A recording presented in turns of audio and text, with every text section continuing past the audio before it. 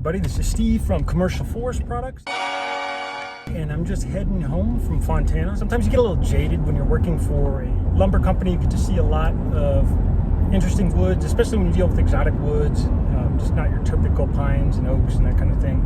Today was a pretty cool day because we got to spend some time in the sawmill. Huge redwood was being slabbed, and I've never seen a Lucas Sawmill take such a big cut out of a redwood log. It was pretty spectacular and not something we get to see every day. So I figured I'd take some video and post it online, let you guys take a look at some of what goes on in the world of lumber. Let's roll back the clock a couple hours. Okay, so what you are looking at here is a Lucas Mill portable timber sawmill.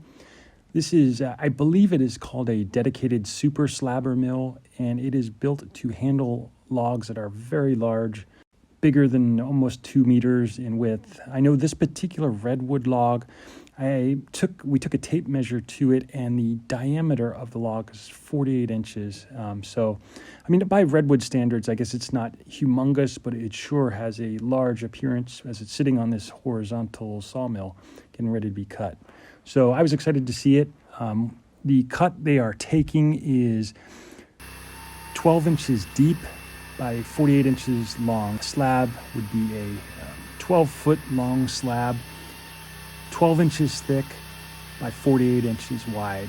And the way this mill works is you've got guys on the right and left that push the saw horizontally as it works its way through the log. And it's quite an interesting process.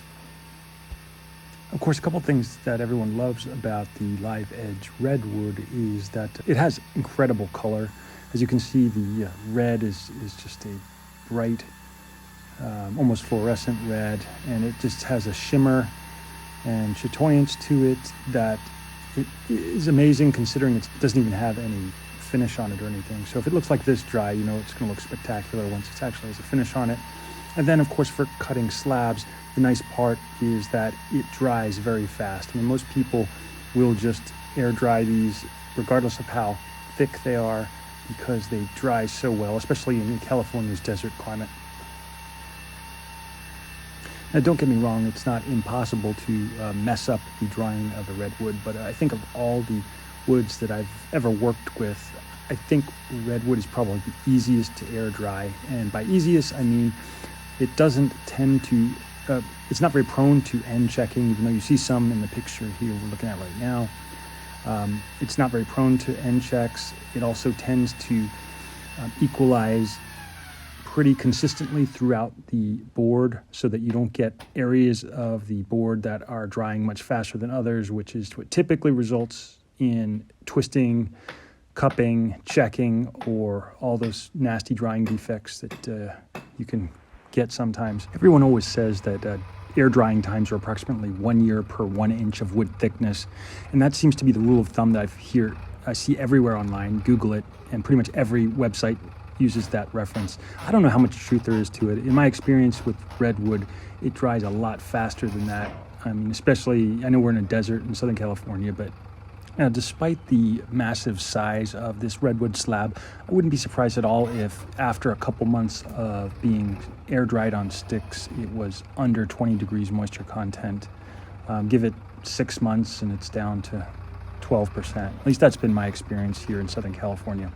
And not only that, but it's also going to be pretty flat and look much the same as it does right now.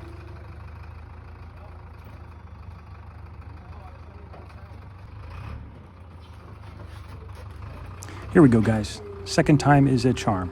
And up you go. Now let's knock that redwood sawdust off and look at it come off. You see the sapwood on the edges? That is a beautiful slab. So thanks for watching, and I hope your day was as fun as mine was.